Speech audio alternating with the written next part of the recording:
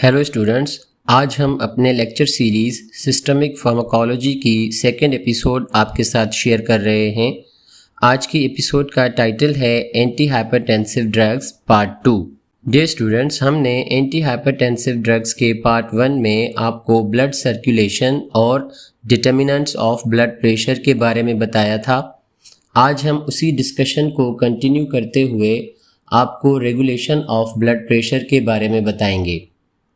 Blood pressure को दो readings में बताया जाता है।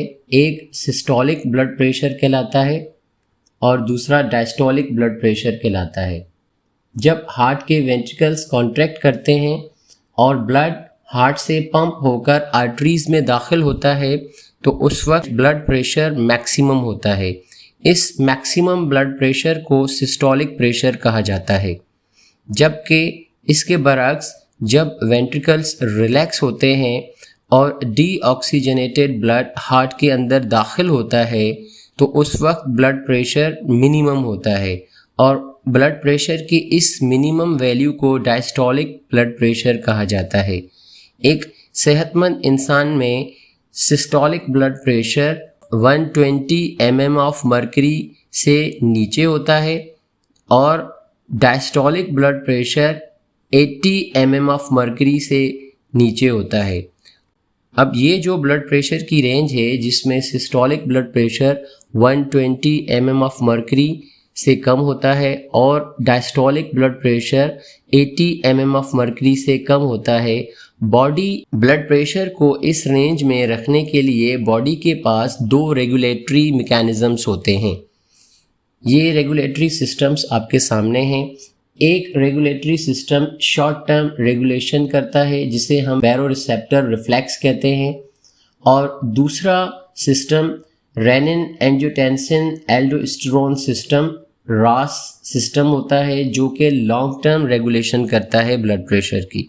अब आइए सबसे पहले हम बैरोरिसेप्टर रिफ्लेक्स को समझते हैं। इस फिगर में आप देख सकते हैं कि बैरोरिसेप्टर्स कहाँ लोकेटेड होते हैं और वो ब्रेन से किस तरह से कनेक्टेड होते हैं। तो देखिए, ये आर्च ऑफ एओर्टा है और बैरोरिसेप्टर्स जो है एओर्टा में लोकेटेड होते हैं। यहाँ आप देख सकते हैं कि ये बैरोरिसेप्टर्स एओर्टा के अंदर मौजूद हैं। अच्छा, बैरोरिसेप्टर्स होते क्या हैं? ये देखिए, ये सेंसरी न्यूरॉन्स हैं, ये सेंसरी नर्व्स हैं जो एओर्टा से ये ब्रेन की तरफ आती हैं। ब्रेन के किस पार्ट को इनर्वेट कर रही हैं? इनर्वेट करने का मतलब ज्वाइन करना या कनेक्ट करना। ब्रेन को ये मेडुला ऑब्लांगेटा पर कनेक्ट करती हैं और इसके अलावा बैरोरिसेप्टर्स आर्च ऑफ एओर्टा के अलावा कैरोटिड आर्टरी की वॉल में भी पाए जाते हैं। ये देखिए, ये बैरोरिसेप्टर्स हैं जो कैरोटिड आर्टरी से ट्रैवल करते हुए आकर कनेक्ट हो रहे हैं मेडुला ऑब्लांगेटा के साथ। ये बैरोरिसेप्टर्स, जैसा कि मैंने अभी आपको बताया कि ये सेंसरी न्यूरॉन्स हैं। अब आप इनके वर्ड से ही अंदाज़ा लगाएं कि इनका काम क्या है? सेंस करना, सेंसेशन इनका काम है। ये एक्चुअली क्या करते हैं कि जब ब्लड प्रेशर चेंज हो रहा होता है, मिसाल के तौर पर अगर ब्लड प्रेशर बढ़ रहा होता है तो ये सेंसरी न्यूरॉन्स उस ब्लड प्रेशर की इस चेंज को, बढ़े हुए ब्लड प्रेशर को कम्युनिकेट करते हैं ब्रेन को कि यानी ब्लड प्रेशर बढ़ चुका है। फिर ब्रेन उसको एडजस्ट करने के लिए पैरासिम्पैथेटिक नर्वस सिस्टम और सिंपैथेटिक नर्वस सिस्टम को यूज़ करता है। अब आप देखिए, नॉर्मली होता क्या है कि ब्लड प्रेशर की सेंसेशन जो है वो मेडुला ऑब्लांगेटा तक आई। किसके ज़रिए? बैरोरिसेप्टर्स के ज़रिए। बैरोरिसेप्टर्स क्या है? Sensory neurons. इसके ज़रिए जब मेडुला ऑब्लांगेटा को ये मैसेज रिसीव हुआ तो फिर मेडुला ऑब्लांगेटा से ये मोटर न्यूरॉन्स हैं। मोटर न्यूरॉन्स किन न्यूरॉन्स को कहा जाता है? जो ब्रेन से मैसेज बॉडी की तरफ ले जाते हैं। और सेंसरी न्यूरॉन्स किसे कहा जाता है? जो बॉडी से मैसेज ब्रेन की तरफ ले आते हैं। अब आप देखिए, पैरासिम्पैथेटिक नर्व फाइबर्स जो हैं ब्रेन से निकलकर हार्ट को कनेक्ट कर रहे हैं। हार्ट के किस पार्ट पर? साइनोएट्रियल नोड यानी एसए नोड पर कनेक्टेड है। और सिंपैथेटिक न्यूरॉन्स जो हैं वो हार्ट के मसल्स को कनेक्ट कर रहे हैं। और इसके अलावा सिंपैथेटिक न्यूरॉन्स जो हैं एड्रिनल ग्लैंड के मेडुला पार्ट को कनेक्ट कर रहे हैं यानी एड्रिनल मेडुला। यहाँ से एपिनेफ्रीन और नॉर एपिनेफ्रीन रिलीज होकर ब्लड सर्कुलेशन में आता है और ब्लड के ज़रिए हार्ट तक पहुँचता है। तो इस फिगर में आपने बैरोरिसेप्टर्स की लोकेशन को देखा। आइए अब हम एक एग्जाम्पल से बैरोरिसेप्टर के फंक्शन को समझते हैं। यहाँ देखिए आप, ब्लड प्रेशर अगर बढ़ जाता है, ये एरो का जो डायरेक्शन है ये ऊपर की तरफ है, मीन्स ये इंक्रीज दिखा रहा है। अब जब ब्लड प्रेशर बढ़ जाता है तो बैरोरिसेप्टर्स का फायरिंग रेट बढ़ जाता है। फायरिंग रेट बढ़ने से मुराद इन सेंसरी न्यूरॉन्स से जो न्यूरोट्रांसमीटर्स हैं उनकी रिलीज बढ़ जाती है। अब ये रिलीज बढ़ने से मैसेज जो है वो कार्डियोवैस्कुलर कंट्रोल सेंटर तक आता है। कार्डियोवैस्कुलर कंट्रोल सेंटर ब्रेन में मेडुला ऑब्लांगेटा पर लोकेटेड होता है। अब यहाँ पर जब ब्रेन ब्लड प्रेशर को बढ़ा हुआ सेंस कर लेता है तो उसके बाद दो एक्शंस ब्रेन लेता है। एक सिंपैथेटिक आउटपुट को कम कर देता है और दूसरा पैरासिम्पैथेटिक आउटपुट को बढ़ा देता है। पैरासिम्पैथेटिक आउटपुट के बढ़ने का मतलब ये है कि एसिटाइलकोलिन की रिलीज बढ़ जाती है और ये एसिटाइलकोलिन हार्ट के साइनोएट्रियल नोड पर मौजूद मस्क्रीनिक रिसेप्टर्स पर अपनी एक्टिविटी को बढ़ा देता है। तो इस तरह से साइनोएट्रियल नोड से जो हार्ट बीट जनरेट होती है वो कम हो जाती है, यानी एसिटाइलकोलिन का ऐसे नोड पर इनहिबिटरी एक्शन होता है और पैरासिम्पैथेटिक नर्वस सिस्टम के बढ़ने से ये इनहिबिटरी एक्शन बढ़ जाता है और हार्ट रेट घट जाता है। अब हमने आपको एपिसोड 1 में बताया था कि हार्ट रेट जो है वो कार्डियक आउटपुट से डायरेक्टली प्रोपोर्शनल होता है। हमने यहाँ पर भी एपिसोड 1 की समरी आपकी आसानी के लिए शेयर की है। आप देख सकते हैं कि हार्ट रेट जो है वो कार्डियक आउटपुट से डायरेक्टली प्रोपोर्शनल होता है। जब हार्ट रेट घटेगा तो कार्डियक आउटपुट घट जाता है। तो आप यहाँ देखिए, हार्ट रेट घटा, कार्डियक आउटपुट घट गया और कार्डियक आउटपुट जो है वो ब्लड प्रेशर से डायरेक्टली प्रोपोर्शनल होता है। अब आप देख सकते हैं कि जब कार्डियक आउटपुट कम हो गया तो ब्लड प्रेशर भी कम हो गया। तो ये एक हिस्सा हुआ जो बैरोरिसेप्टर्स ने पैरासिम्पैथेटिक नर्वस सिस्टम के ज़रिए ब्लड प्रेशर को एडजस्ट किया। और अब हम बात करते हैं सिंपैथेटिक आउटपुट की। सिंपैथेटिक आउटपुट के घटने से मुराद ये है कि अब नॉर एपिनेफ्रीन की रिलीज कम हो जाएगी। नॉर्मली ये नॉर एपिनेफ्रीन क्या कर रहा होता है, आर्ट्रियोल्स पर मौजूद अल्फा रिसेप्टर्स के साथ बाइंड होकर उन्हें कंस्ट्रिक्ट करता है। लेकिन जब ये कम हो जाएगा तो अब वेदोकंस्ट्रिक्शन कम हो जाएगी और वेदोडाइलेशन बढ़ जाएगी। अब वेदोडाइलेशन बढ़ने से मतलब ये है कि आर्ट्रियोल्स का रेडियस या डायमीटर बढ़ जाएगा और आप देख सकते हैं यहाँ पर कि रेडियस बढ़ने से क्या होगा, ब्लड प्रेशर घट जाएगा, क्योंकि जब आर्टरीज का रेडियस बढ़ता है तो पेरिफेरल रेजिस्टेंस कम हो जाती है और पेरिफेरल रेजिस्टेंस के कम होने से क्या हो जाता है, ब्लड प्रेशर कम हो जाता है। तो आपने क्या देखा कि पैरासिम्पैथेटिक नर्वस सिस्टम से हार्ट रेट कम हुआ और कार्डियक आउटपुट कम हुआ और ब्लड प्रेशर कम हुआ। और यहाँ सिंपैथेटिक आउटपुट कम होने से क्या हुआ कि पेरिफेरल रेजिस्टेंस एक तो कम हुआ, यानी सिंपैथेटिक नर्वस सिस्टम जो है उसने पेरिफेरल रेजिस्टेंस को कम करके कार्डियक आउटपुट कम किया। अच्छा, इसके अलावा सिंपैथेटिक नर्वस सिस्टम का हार्ट पर भी इफेक्ट होता है। Normally nor epinephrine beta 1 receptors के थ्रू हार्ट की फोर्स ऑफ कंट्रैक्शन को बढ़ाता है, लेकिन जब ये कम हो जाएगा तो हार्ट का ये फोर्स ऑफ कंट्रैक्शन कम हो जाएगा, यानी हार्ट कम फोर्स से कॉन्ट्रैक्ट करेगा और फोर्स ऑफ कंट्रैक्शन कम होने से क्या होता है, कार्डियक आउटपुट कम हो जाता है, क्योंकि कार्डियक आउटपुट स्ट्रोक वॉल्यूम पर डिपेंड कर रहा है और stroke volume is actually dependent on force of contraction.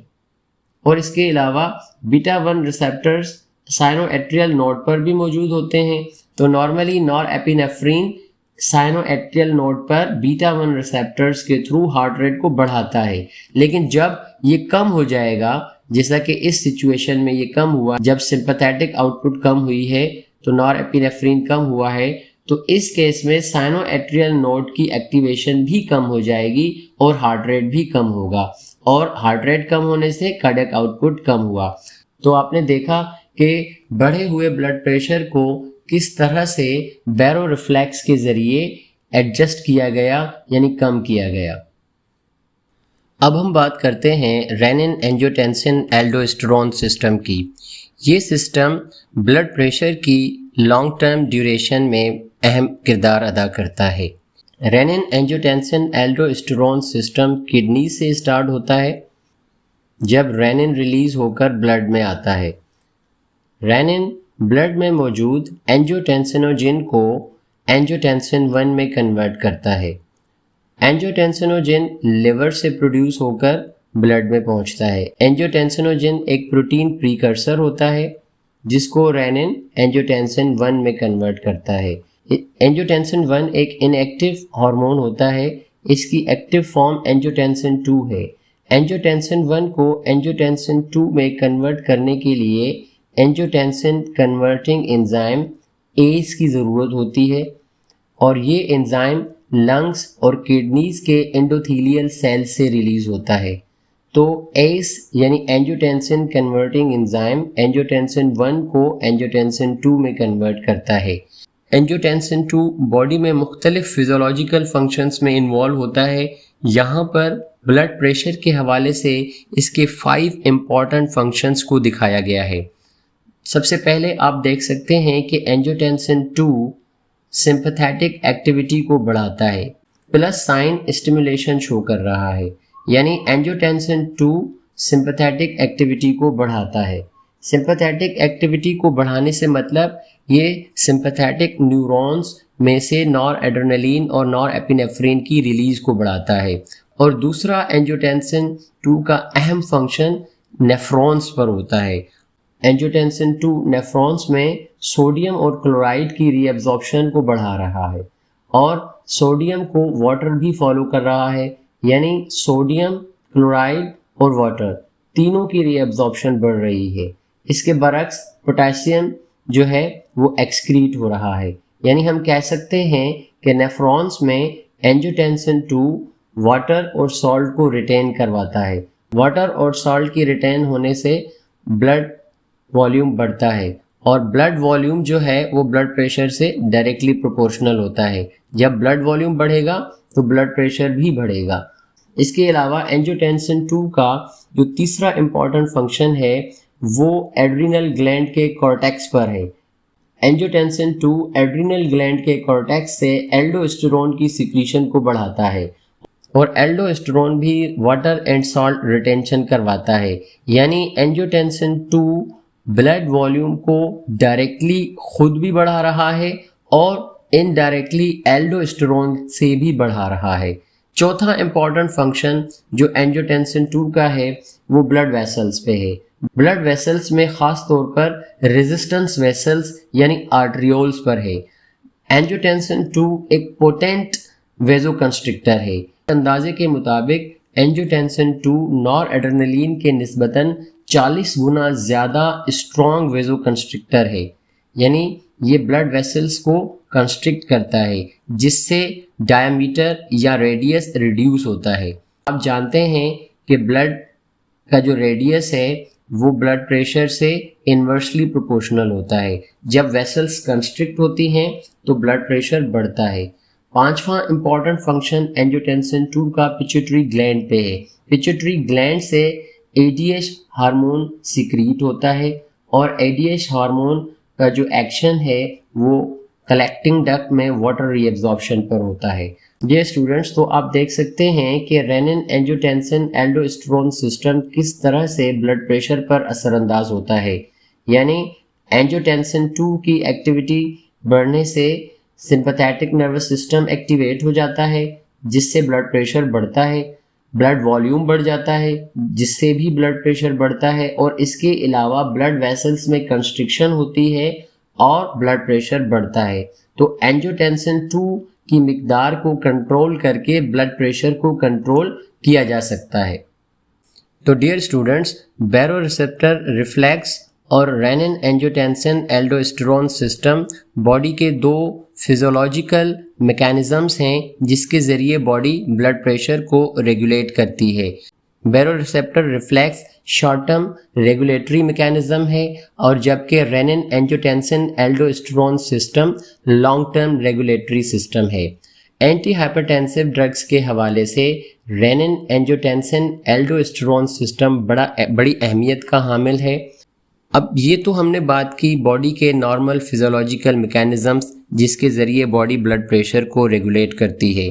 अब अगर किसी भी वजह से बॉडी के इन सिस्टम्स में specially renin angiotensin aldosterone system में कोई ख़राबी पैदा हो जाए तो फिर वो ब्लड प्रेशर को रेगुलेट करने में बॉडी के लिए मुश्किलात पैदा करता है। फॉर एग्ज़ाम्पल, अगर एंजियोटेंसिन 2 की मिकदार बढ़ जाए या रेनिन की मिकदार बढ़ जाए तो फिर ब्लड प्रेशर बढ़ जाता है और हम बढ़े हुए ब्लड प्रेशर को हाइपरटेंशन कहते हैं। तो हाइपरटेंशन को ट्रीट करने के लिए जो ड्रग्स इस्तेमाल होती हैं उन्हें एंटी हाइपरटेंसिव कहा जाता है। तो आइए स्टूडेंट्स, अब हम देखते हैं कि ब्लड प्रेशर की किस रेंज को हम हाइपरटेंशन कहते हैं। जी स्टूडेंट्स, तो इस चार्ट में आप देख सकते हैं कि एक सेहतमंद इंसान में जो सिस्टोलिक ब्लड प्रेशर है वो 120 mm ऑफ मर्करी से कम होना चाहिए और डायस्टोलिक ब्लड प्रेशर जो है वो 80 mm ऑफ मर्करी से कम होना चाहिए। अगर सिस्टोलिक ब्लड प्रेशर 120 से 129 की रेंज में हो तो इसे हम प्री हाइपरटेंशन या एलिवेटेड ब्लड प्रेशर कहते हैं। अगर सिस्टोलिक ब्लड प्रेशर 130 से 139 की रेंज में हो और डायस्टोलिक ब्लड प्रेशर 80 से 89 की रेंज में हो तो इसे स्टेज 1 हाइपरटेंशन कहा जाता है। और अगर सिस्टोलिक ब्लड प्रेशर 140 से ऊपर हो और डायस्टोलिक प्रेशर 90 से ऊपर हो तो इसे हम स्टेज 2 हाइपरटेंशन कहते हैं। और अगर सिस्टोलिक ब्लड प्रेशर 180 से ऊपर हो और डायस्टोलिक प्रेशर 120 से ऊपर हो तो इसे हम हाइपरटेंसिव क्राइसिस कहते हैं। तो dear students, systolic blood pressure more than 130 and diastolic blood pressure more than 80 is called hypertension. आज के लेक्चर में हम फर्स्ट लाइन एंटी हाइपरटेंसिव्स को डिस्कस करेंगे जबकि रिमेनिंग ड्रग्स हम अपने नेक्स्ट लेक्चर्स में डिस्कस करेंगे। फर्स्ट लाइन एंटी हाइपरटेंसिव्स में ये 4 ड्रग ग्रुप्स शामिल हैं। पहला group angiotensin converting enzyme inhibitor है जिसे हम एस इनहिबिटर कहते हैं और दूसरा एंजियोटेंसिन रिसेप्टर ब्लॉकर ARBs हैं। तीसरा thiazide diuretics and the fourth one is calcium channel blockers. Dear students, अब हम बात करते हैं एंजियोटेंसिन कन्वर्टिंग एंजाइम इनहिबिटर्स यानी एस इनहिबिटर्स की। कैप्टोप्रिल इस ग्रुप में प्रोटोटाइप ड्रग है। कैप्टोप्रिल के अलावा इस ग्रुप में एनोलैप्रिल, लिसिनोप्रिल और वो तमाम ड्रग्स जिनकी नाम की आखिर में प्रिल आता है इस ग्रुप में शामिल हैं। अगर हम इन ड्रग्स के मैकेनिज्म ऑफ एक्शन की बात करें तो ये ड्रग्स लंग्स के एंडोथीलियम से रिलीज होने वाले एंजाइम एस को इनहिबिट करती हैं। इस एंजाइम की इनहिबिशन के नतीजे में एंजियोटेंसिन 2 की फॉर्मेशन रुक जाती है और फिर इससे सिंपैथेटिक एक्टिविटी रिड्यूस हो जाती है, एल्डोस्टेरोन की सिक्रीशन कम हो जाती है, ब्लड वॉल्यूम कम हो जाता है और आर्टेरियोलर डायलेशन से TPR भी कम हो जाती है और इन तमाम एक्शंस के नतीजे में ब्लड प्रेशर रिड्यूस हो जाता है। एंजियोटेंसिन रिसेप्टर ब्लॉकर्स भी एस इनहिबिटर्स की तरह के एक्शंस देते हैं पर फ़र्क सिर्फ ये होता है कि एंजियोटेंसिन रिसेप्टर ब्लॉकर्स इन एस एंजाइम को इनहिबिट करने के बजाय एंजियोटेंसिन 2 के रिसेप्टर्स को ब्लॉक करती हैं। लोसर्टान इस ग्रुप की प्रोटोटाइप ड्रग है जबकि कैंडिसर्टान, वेलसर्टान और तमाम वो ड्रग्स जिनके नाम की आखिर में सर्टान आता है इस ग्रुप में शामिल हैं।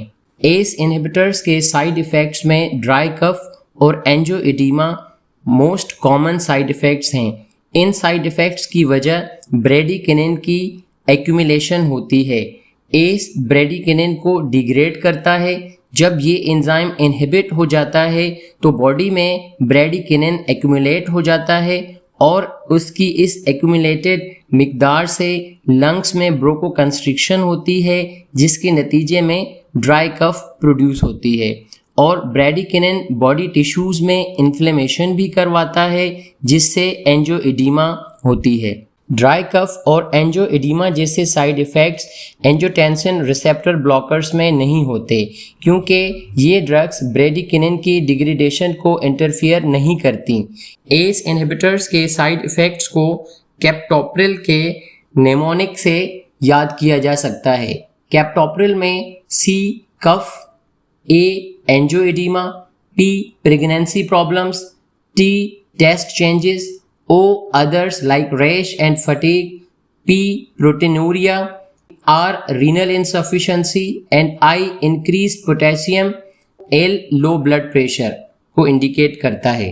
Dear students, first line anti hypertensive drugs में थायजाइड डायूरेटिक्स भी शामिल होती हैं। ये ड्रग्स नेफ्रॉन के डिस्टल कन्वोल्यूटेड ट्यूब्यूल में सोडियम क्लोराइड को ट्रांसपोर्टर को इनहिबिट करती हैं जिसके नतीजे में सोडियम क्लोराइड और वाटर की एक्सक्रीशन बढ़ जाती है और ब्लड वॉल्यूम कम हो जाता है। ब्लड वॉल्यूम कम होने से ब्लड प्रेशर रिड्यूस हो जाता है। थायजाइड ड्रग्स में हाइड्रोक्लोरोथायजाइड, क्लोरथैलिडोन और एंडापामाइड शामिल हैं। थायजाइड डायूरेटिक्स स्मूथ मसल्स के सेल्स को हाइपरपोलराइज करवाती हैं जिससे वेजोडाइलेशन होती है। इसके अलावा thiazide diuretics pancreatic beta cells को भी हाइपरपोलराइज करती हैं जिससे इंसुलिन की रिलीज कम हो जाती है और पेशेंट को हाइपरग्लाइसीमिया हो सकता है। इसके अलावा थायजाइड डायूरेटिक्स हाइपोकैलीमिया, हाइपोनेट्रीमिया और हाइपरकैल्सीमिया भी करवा सकते हैं। Dear students, first line anti hypertensives में शामिल आखिरी drug group calcium channel blockers का है। कैल्शियम चैनल ब्लॉकर्स को कैल्शियम एंट्री ब्लॉकर्स भी कहा जाता है। ये ड्रग्स सेल्स पर मौजूद वोल्टेज गेटेड कैल्शियम चैनल्स को ब्लॉक करती हैं जिसके नतीजे में कैल्शियम की सेल्स के अंदर एंट्री रुक जाती है। कैल्शियम सेल्स के अंदर दाखिल नहीं हो सकता और कैल्शियम की इंट्रासेल्यूलर क्वांटिटी कम हो जाती है। कैल्शियम की मिकदार कम होने से हार्ट की कंट्रैक्शन कम हो जाती है और ब्लड वेसल्स की कंस्ट्रिक्शन कम हो जाती है।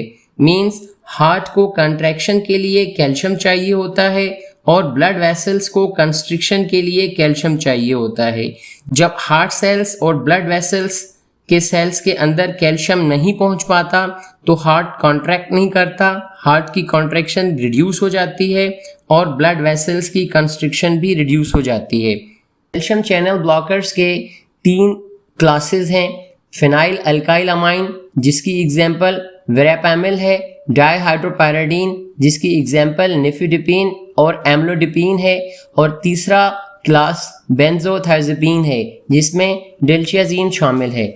इन तीनों क्लास की drugs L type calcium channel को ब्लॉक करती हैं। तमाम ड्रग्स चैनल के अल्फा 1 सब यूनिट पर अपनी अलग अलग जगह पर बाइंड होती हैं और बाइंड होने के बाद एलोस्टेरिक इनहिबिटर्स के तौर पर काम करती हैं। इस इनहिबिशन के नतीजे में कैल्शियम चैनल ब्लॉक हो जाता है और कैल्शियम सेल्स के अंदर दाखिल नहीं हो सकता। कैल्शियम चैनल ब्लॉकर्स की तीनों क्लासेस वेस्कुलर मसल्स और कार्डियक मसल्स के लिए अलग अलग प्रेफरेंसेस रखते हैं। For example verapamil preferentially heart muscles को अफेक्ट करता है जबकि डाईहाइड्रोपायरिडीन ब्लड वेसल्स के मसल्स को अफेक्ट करती हैं और डिल्टियाजीन दोनों को इक्वली अफेक्ट करता है। दोनों को यानी हार्ट मसल्स और ब्लड मसल्स दोनों को इक्वली अफेक्ट करता है। डियर स्टूडेंट्स, आज की एपिसोड में हमने first line anti hypertensive drugs को डिस्कस किया है। बाकी रिमेनिंग ड्रग्स को हम नेक्स्ट एपिसोड में डिस्कस करेंगे। आप हमारे चैनल को ज़रूर सब्सक्राइब कीजिए ताकि हमारी नेक्स्ट एपिसोड्स आप तक पहुंच सके। Thank you for watching this episode.